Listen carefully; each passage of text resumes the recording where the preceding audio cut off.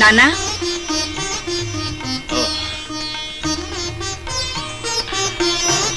గీత వస్తున్నానక్క.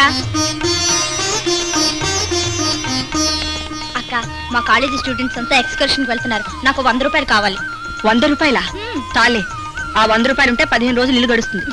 అక్క అక్క అక్క అక్క ప్లీజ్ అక్క, అక్క అక్క ప్లీజ్.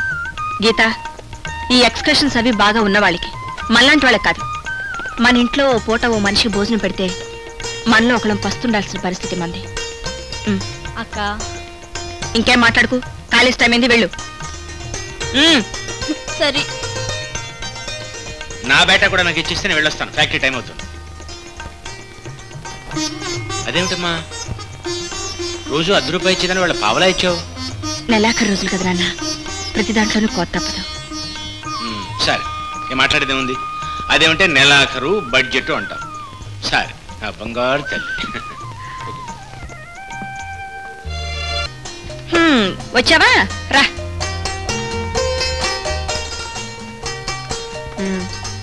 ఈ నెలలో నీకు 2 నాగాలున్నాయి. అవి పోగా నీకు 55 రూపాయలు వస్తాయి. చూడు, పాలు మరి నీళ్ళ పోస్తున్నావు.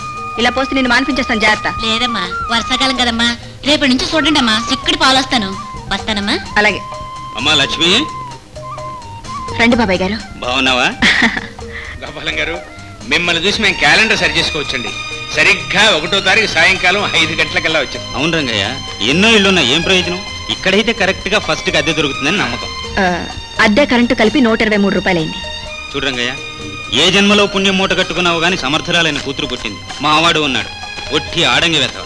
రూపాయికి ఎన్ని పైసలు తెలిస్తావని సొంట. బాబాయ్ గారు, ఇది 120, 3 రూపాయలు ఇస్తాను. పర్లేదమ్మా, తర్వాత ఇద్దు గాని. వద్దులేండి, అప్పుకు మించిన తప్పు లేదని మీకు తెలుసుగా. ఒకరికి 2 పైసలు బాకీ ఉన్నా నాకు తోచదు. చిల్లరుందిగా, తీసుకోండి. రంగయ్య, కొడుకు పుట్టాలి అనుకుంటాం గానీ ఇలాంటి ఒక్క కూతురుంటే చాలయ్యా. 10 మంది కొడుకులు పెట్టు. నేను వస్తానమ్మా.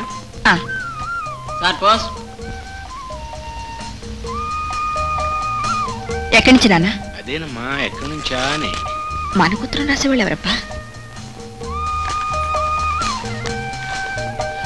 అరే, కాకినాడ నుంచమ్మా. రామనాథం గారని మనకు దూర బంధువు ఒక ఆయన ఉన్నాడు. వాళ్ళ అబ్బాయి గోపి ఈ ఊరేదో ఇంటర్వ్యూ కోసం వస్తున్నట్ట. 1 వారం రోజులు ఇక్కడే ఉంటాడని రాశాడు. వారం రోజులా?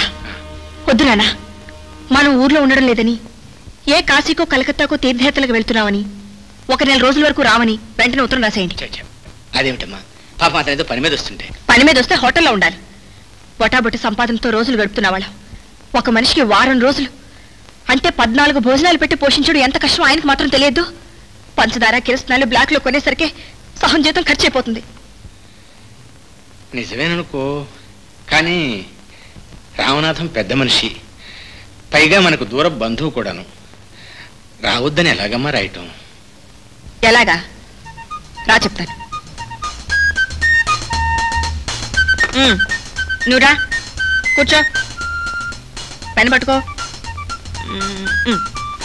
రాయ్. కాదమ్మా, ఇంత అబద్ధం, పచ్చి అబద్ధం ఎలా రాయనమ్మా? పర్వాలేదు, నువ్వు రాయనన్నా. మా అమ్మగా నా మాట వినమ్మా, అతను మన బంధువే కదమ్మా, చిన్నప్పటి నుంచి నా స్నేహితుడు కూడాను. మా నాన్నవుగా మన పరిస్థితి కూడా తెలుసుకోవాలిగా, నువ్వు రాయమ్మా. నా మాట వినమ్మా, ఈసారి నేను చెప్పే. నాన్నవుగా రాయి నాన్న. నేను రాయనమ్మా. నువ్వు రాయవా? అయితే నేనే రాసని. సరే, ఏ రాయమంటావు చెప్పు. రాయ్. ఏమని? మహారాజశ్రీ రంగనాథ్. అవును, రంగనాథం గారేనా? కాదు, రామనాథం. సరే, మహారాజశ్రీ రామనాథం గారికి